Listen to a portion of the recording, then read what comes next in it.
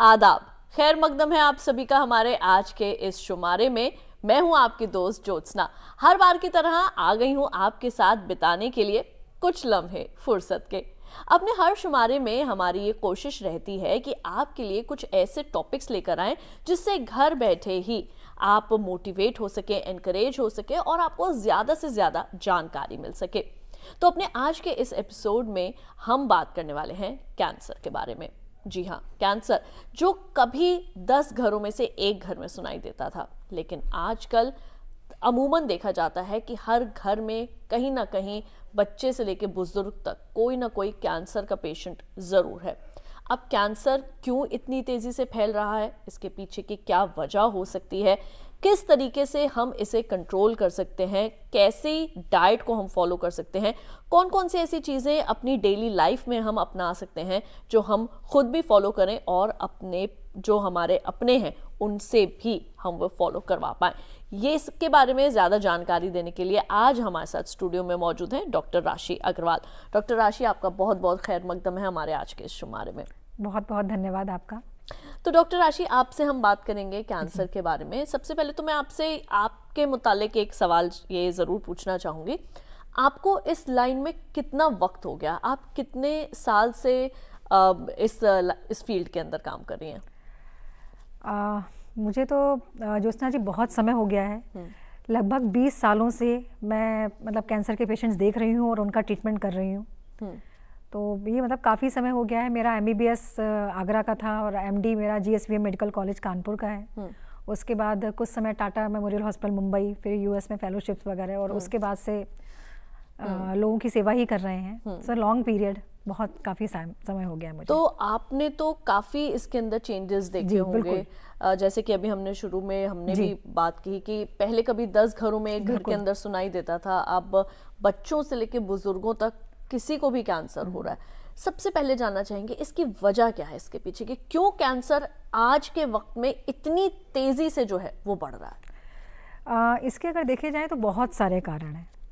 ठीक है, कुछ कारण तो मुझे लगता है हम सबको पता है कि जैसे कि अगर हम अपने महिलाओं की अगर हम बात करें तो स्मोकिंग और अल्कोहल, जो अल्कोहल पहले बहुत कम लेडीज़ लेती थी, वो धीरे धीरे करके वो स्मोकिंग और अल्कोहल बढ़ रहा है। और दूसरी चीज़ क्या है कि हमारा खान पान, अब देखा जाए तो बहुत सारे लोग वर्किंग हैं और या फिर देखा जाए तो एक्सरसाइज करने का हमें कम टाइम मिलता है। पहले जो भी हम लोग रहते थे घर में, अगर अपना भी आप बचपन याद करें तो कैसे दौड़ भाग करके हम लोग ना मतलब कि अपनी मदर की हेल्प कराने के लिए तुरंत छत पे चले जाया करते थे, आ जाया करते थे, साइकिल से हर जगह जाया करते थे। अब देखिए वो चीज़ें छूट गई हैं। तो अब हम मतलब सोच सोच के खेलते हैं, सोच सोच के हम अपनी एक्सरसाइज करते हैं, जो कि पहले यूं ही हो जाती थी। तो जो अगर देखा जाए तो स्मोकिंग और अल्कोहल के अलावा जो हमारा रहना है वो चेंज हुआ है। कहीं ना कहीं हमारा चलना फिरना कम हुआ है। अगर हम खाने की बात करें तो पहले घर का ही खाना खाते थे, अवेलेबिलिटी ही नहीं थी कि हम जा कर के तुरंत कैसे भी खा लें, वो नहीं कर सकते थे। टाइम होता था एक प्रॉपर, है ना, कि इतने बजे नाश्ता, इतने बजे लंच, इतने बजे डिनर। अब आप देखिए बहुत सारी चीज़ें मतलब अच्छी भी हैं, ख़राब ये है कि रात में आपको जब भूख लग रही है आप मतलब किसी भी ना किसी माध्यम से किसी चीज़ को मंगवा रहे हैं। पहले खुद बनाते थे या फिर ये चीज़ें अवेलेबल नहीं थी जी। तो ये चीज़ें हैं जो आप लोग मतलब हम लोग खुद ही महसूस कर सकते हैं कि चेंजेस आए हैं। तो जैसे कहा जा सकता है कि वक्त के साथ जो है वो बदलाव आता है, बदलाव आया, लेकिन हमने जो पुरानी चीज़ें थी उन्हें कहीं ना कहीं पीछे छोड़ के वक्त के साथ बदलते गए और जो पुरानी अच्छी थोड़ी हैबिट्स थी उनको कहीं पीछे छोड़ते गए। अच्छी चीज़ें चली गई और आराम के चक्कर में हमने बहुत सारी अनहेल्दी जो हैबिट्स होती हैं वो बहुत सारी ले ली। हाँ, बहुत ज़्यादा ले ली। अब इसी में अगर मैं आपसे बात करूं, हम ज़्यादातर देखते हैं क्योंकि हमारा जो ये प्रोग्राम है ये फीमेल बेस्ड है। हम अपनी जो हमारी ख़वातीन होती हैं, हम चाहते हैं कि उन तक जो है वो ज़्यादा से ज़्यादा जानकारी पहुँचे। ख़वातीन के अंदर देखा जाता है, फीमेल्स में देखा जाता है कि काफ़ी तरीके के कैंसर्स, चाहे आपके ब्रेस्ट कैंसर हो, ओवरियन कैंसर हो, ये सर्विक्स कैंसर हो, तो इन सब की शुरुआत जो है वो कैसे होती है? क्या कुछ अलग बॉडी रिएक्ट करती है, कुछ अलग सिम्टम्स दिखाती है? एक फीमेल को, एक लेडी को कैसे पता चले कि उसके अंदर कैंसर की शुरुआत जो है वो हो गई? और उम्र की अगर मैं बात करूं इसमें आपसे, तो कौन सी उम्र में जो है वो थोड़ी इसकी शुरुआत ज़्यादा होती है? आपका ये प्रश्न बहुत अच्छा है।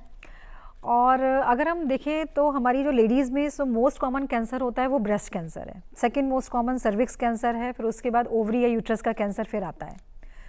तो ब्रेस्ट कैंसर की बात करें तो एज सच अगर उनकी एज है तो वो 40 ईयर्स के बाद ही होता है। जो बच्चेदानी के मुंह का कैंसर है वो अर्ली एज ग्रुप, मतलब 25-30 इस एज ग्रुप से उसका होना शुरू हो जाता है।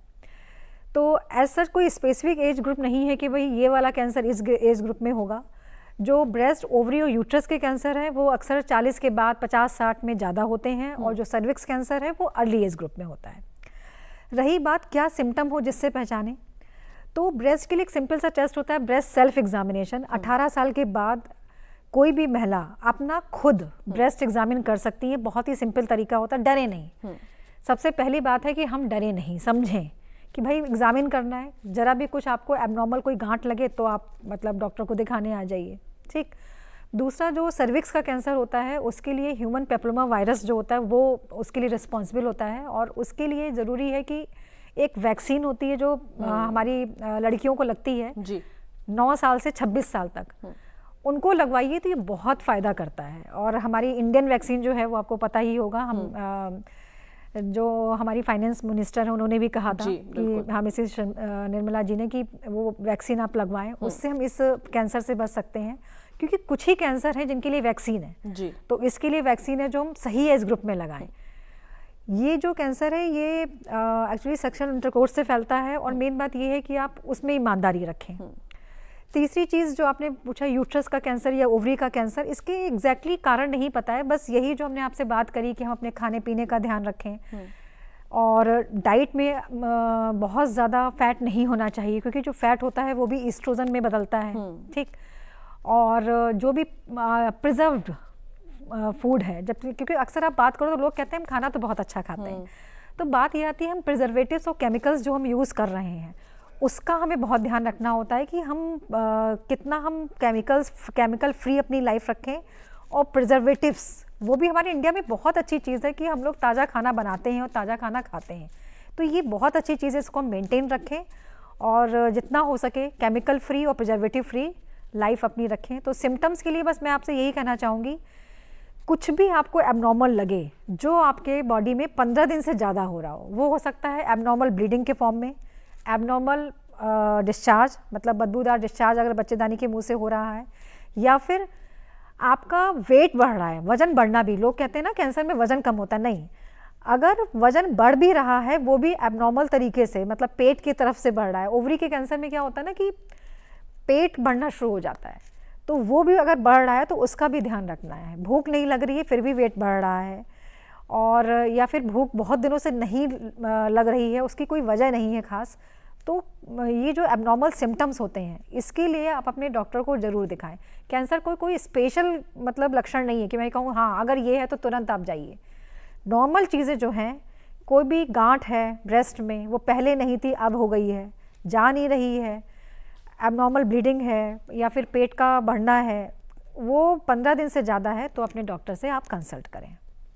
इसमें ब्रेस्ट कैंसर के ऊपर अगर मैं आपसे जानकारी लेना चाहूँ तो अगर किसी महिला को सेल्फ एग्जामिनेशन के दौरान क्या ऐसी चीज़ें ध्यान में रखनी चाहिए अपार्ट फ्रॉम गांठ कि ये भी एक एबनॉर्मल चीज़ दिख रही है ब्रेस्ट के अंदर तो एग्जाम करना। कई बार क्या होता है कि सीवियर ब्रेस्ट में पेन भी हो जाता है, कई बार मसल पुल हो जाता है क्योंकि हम काम करते हैं इतना, तो अगर ब्रेस्ट में नॉर्मल पेन हो रहा है तो क्या उसको भी हम समझ सकते हैं ब्रेस्ट कैंसर, या उसको भी हम डॉक्टर से जाके चेकअप करवाना चाहिए, या अपार्ट फ्रॉम गांठ अगर हमें कोई दिख रही है उसके अलावा और कौन कौन सी ऐसी चीज़ें हैं जो कि हम सेल्फ एग्जामिनेशन के दौरान ध्यान रख सकते हैं? तो सेल्फ एग्जामिनेशन में पहले तो यही देखना होता है कि पहले हम कैसे थे, मतलब किस तरह की हमारी ब्रेस्ट की शेप थी। तो अक्सर जो कैंसर की गांठें होती हैं उनमें पेन नहीं होता, ठीक है। पहली बात तो हमें ये समझनी होगी, तो पेन अगर हो रहा है 20 या 22 साल में या 25-30 साल में भी, तो वो हार्मोनल चेंजेस की वजह से, आपका मेंसेस आने वाला है या अभी हो के गया है तो उसकी वजह से भी हो सकता है। जो हमें समझना होता है वो ये कि गांठ के अलावा कभी कभी ब्रेस्ट का साइज़ जो है वो डिफ़र करने लगता है, मतलब एक ब्रेस्ट बड़ा हो रहा है और एक छोटा हो रहा है, निपल जो है वो अंदर जा रहा है। ब्रेस्ट के अलावा अगर बगल में गांठ हो रही है या फिर अपने आप निपल से ब्लड आ रहा है अपने आप, सबसे इम्पॉर्टेंट चीज़ है कि ये सब चीज़ें अपने आप हो रही हैं, आपने कुछ नहीं किया है। एक ब्रेस्ट छोटा और बड़ा हो सकता है, लेकिन पहले नहीं था। सेल्फ एग्जामिनेशन आपको अपने प्रति जागरूक करती है। जैसे पहले नहीं था, अब वो ब्रेस्ट छोटा हो रहा है, कि जरूरी नहीं गांठ हो सकता है अंदर डीप हो और उसने आपके टिश्यू को अंदर की तरफ खींचना शुरू कर दिया हो। तो ब्रेस्ट का ऊपर नीचे होना, और या फिर निपल का अंदर जाना, या निपल से ब्लड का आना, या फिर बगल में गांठ होना, तो ये सारे लक्षण भी हो सकते हैं। जी बिल्कुल। देखा जाता है कि कई बार लोग कहते हैं कि कैंसर का फर्स्ट स्टेज है या सेकंड स्टेज है, इसमें ठीक हो जाता है। कितनी स्टेजेस होती हैं, मतलब हम कैसे पहचान सकते हैं कि ये फर्स्ट स्टेज का कैंसर है या सेकंड स्टेज का, या लास्ट स्टेज पे पहुंच गया? क्या लास्ट स्टेज पर भी जाके लोग ठीक हो जाते हैं? देखिए, ये कैंसर की वैसे अमूमन जो भी स्टेजेस होती हैं 4 स्टेजेस ही होती हैं, और 1 2 3 4 लास्ट स्टेज में भी कैंसर ठीक होते हैं। और ये डिपेंड करता है, एक्चुअली कैंसर जो है ना कि बहुत ही वाइड टर्म है। 100 तरह के कैंसर्स होते हैं, और उनकी अगर पैथोलॉजी देखी जाए तो वो कई तरह की होती है। और आजकल जो हम लोगों की रिसर्च चल रही है, वो चल रही है मॉलिकुलर सब टाइप पे। तो उस पर भी डिपेंड करता है कि वो सब टाइप क्या है। बहुत सारे कैंसर, जैसे कि ना सेमिनोमा है, वो स्टेज 4 में ठीक हो जाता है। कोरियोकार्सिनोमा, इस तरह के कुछ कैंसर्स ऐसे होते हैं जो स्टेज 4 में भी डायग्नोज होने पे ठीक हो सकते हैं। और लेकिन बात तो यही है ना, जितना जल्दी डायग्नोज हो उतना अच्छा। ठीक, स्टेज 1 में अगर पेशेंट को डायग्नोज होता है तो ठीक तो होता ही है, साथ में उसके दोबारा आने की संभावना कम हो जाती है। मेन बात ये होती है, ऐसा नहीं है कि स्टेज 3 में कैंसर ठीक नहीं होता, स्टेज 3 में भी ठीक हो जाते हैं।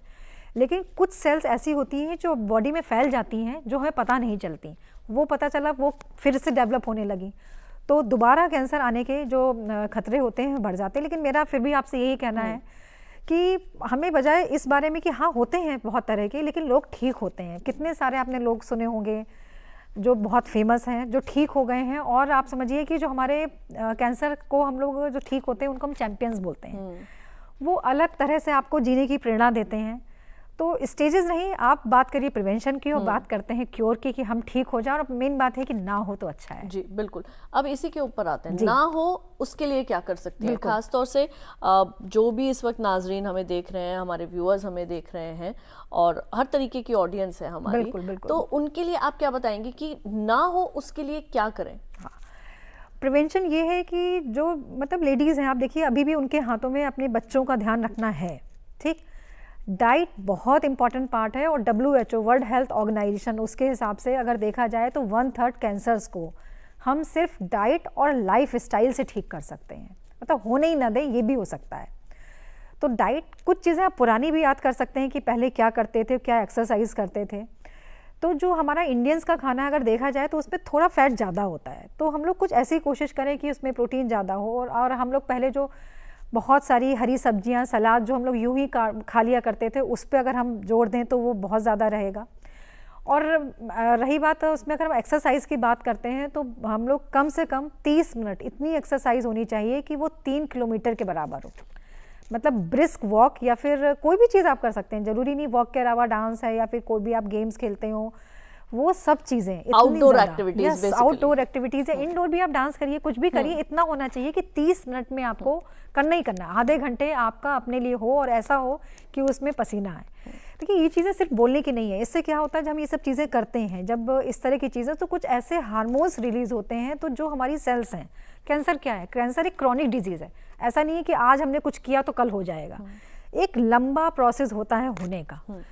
तो उसको ठीक होने के लिए क्या चाहिए? मान लीजिए सेल्स में कुछ गड़बड़ हो गई, आपने एक्सरसाइज करी, तो उसमें रिपेयर करने वाली चीज़ें रिलीज होती हैं बॉडी से।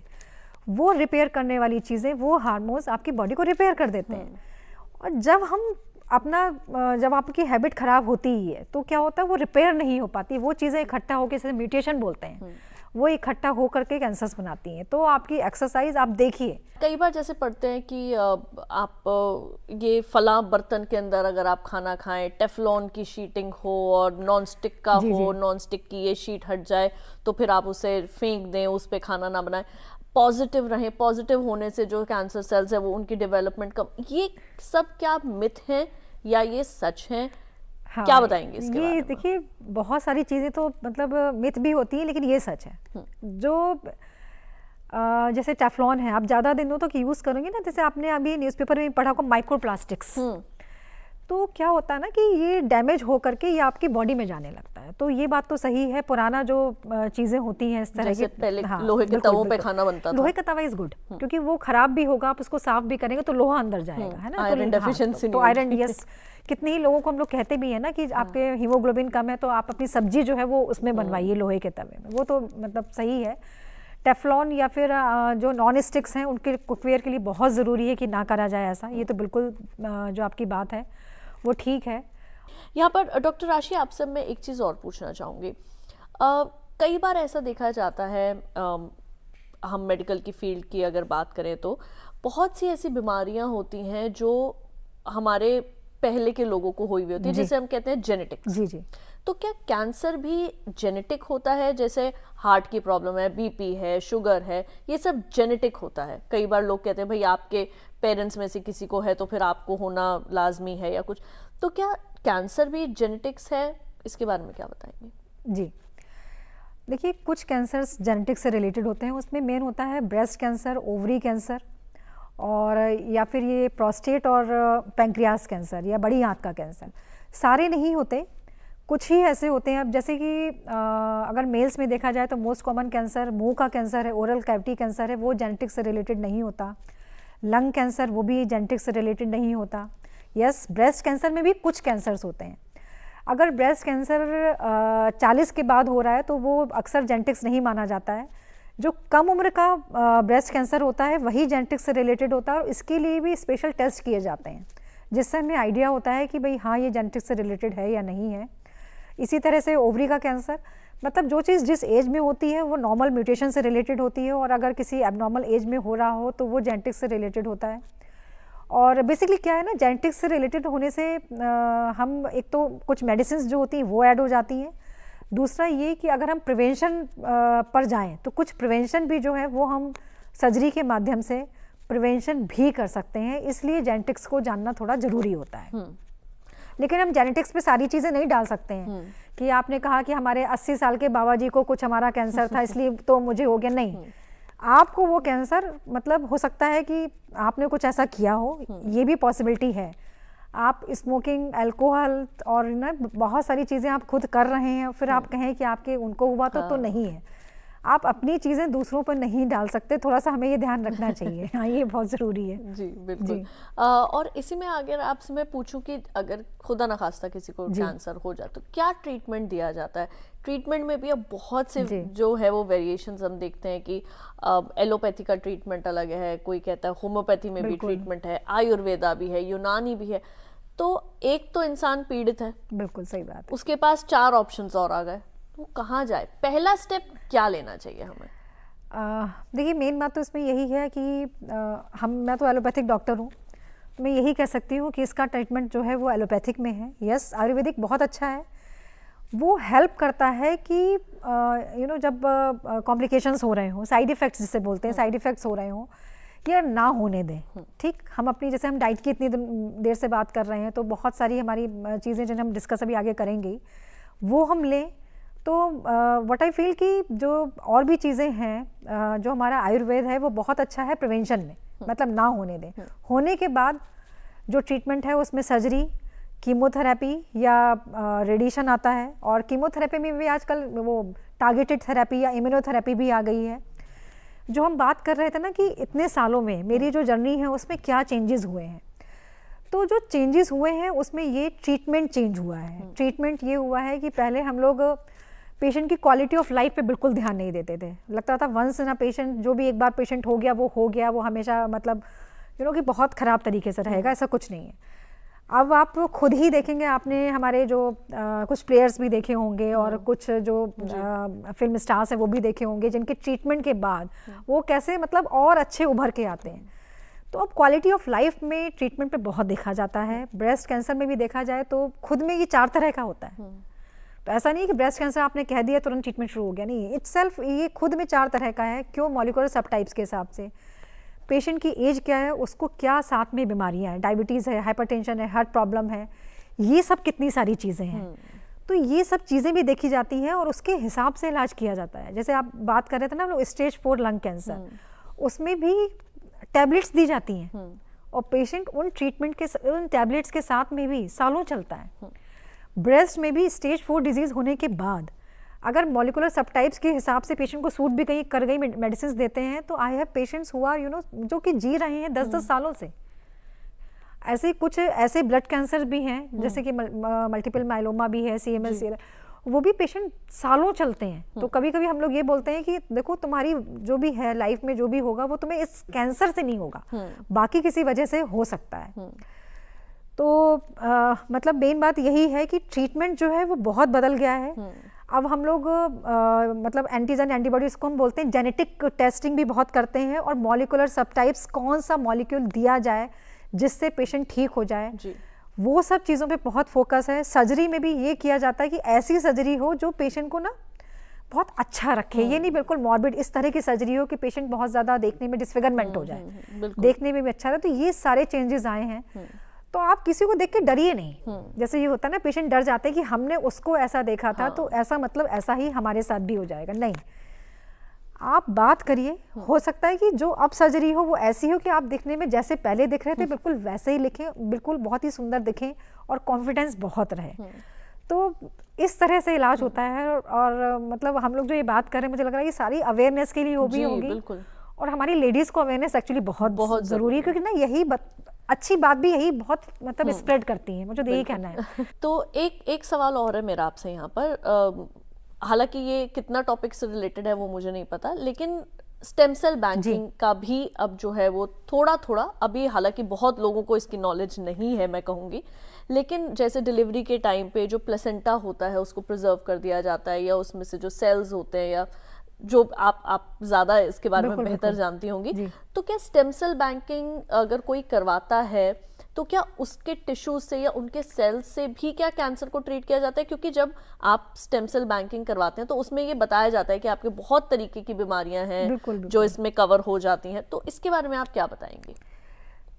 अवेयरनेस तो देखिए लोगों को कम है अभी इसके बारे में। अभी कैंसर के बारे में अगर हम बात करें तो अभी इस पर रिसर्च ही चल रही है। कोई ऐसा नहीं है कि स्टेम सेल या फिर प्लेसेंटा से कुछ जो सेल्स निकलती हैं उससे हम ठीक कर पाएंगे, अभी ऐसा नहीं है। तो वो अभी तो नहीं है, लेकिन hope for the best future में हो सकता है। बिल्कुल। और चलते चलते आप हमारे ऑडियंस के साथ, जो हमारे व्यूअर्स इस वक्त हमें देख रहे हैं, नाजरीन देख रहे हैं, आप उन्हें कैंसर से रिलेटेड और क्या कुछ ऐसी कोई खास बात जो है वो आप चलते चलते कोई मैसेज देना चाहेंगे? सबसे इम्पॉर्टेंट है प्रिवेंशन बेहतर है क्योर से। तो प्रिवेंशन के लिए आप जो मैंने बताया एक्सरसाइज और डाइट वो तो ध्यान रखें ही, साथ में अपना खुद का चेकअप खुद करें और समय समय पर अपने डॉक्टर से ज़रूर मिलें। जैसे ब्रेस्ट के लिए मैमोग्राफी जो कराई जाती है 40 के बाद में, एवरी 2 इयर्स, वो एक्सरे मैमोग्राफी है या फिर अल्ट्रासाउंड होल एब्डोमेन है। तो अपने डॉक्टर से समय समय पर अपना चेकअप ज़रूर कराएं और किसी भी सिम्टम को नज़रअंदाज ना करें कि मेरी मतलब होता है ना, मेरी सहेली को ऐसा हुआ तो इसलिए मुझे ऐसा हो गया होगा। कोई भी बॉडी में परेशानी वो सबसे पहले आपको ही मालूम पड़ेगी, उसके लिए ज़रूर अपना चेकअप कराते रहें। जी बिल्कुल। और इसके साथ आपका बहुत बहुत शुक्रिया, आप यहाँ पर आए, इतना अच्छा वक्त दिया आपने और इतने अच्छे से हमें आज के टॉपिक से रिलेटेड जानकारियाँ जो है वो आपने हमारे जो नाजरीन हैं उन तक पहुँचाई। उसके लिए आपका एक बार फिर से तहे दिल से बहुत बहुत शुक्रिया। धन्यवाद। तो इसके साथ ही नाजरीन, हमारे आज के इस शुमारे में बस इतना ही। उम्मीद करती हूँ कि हमारे आज के शुमारे में जो भी बातें हमने की, जो भी जानकारियाँ आप तक पहुँचाई, वो आपके ज़रूर काम आएंगी। अगली बार आप सभी से फिर होगी मुलाकात। तब तक के लिए रखिए अपना और अपने अपनों का ख्याल। देखते रहिए DD उर्दू। खुदा हाफिज।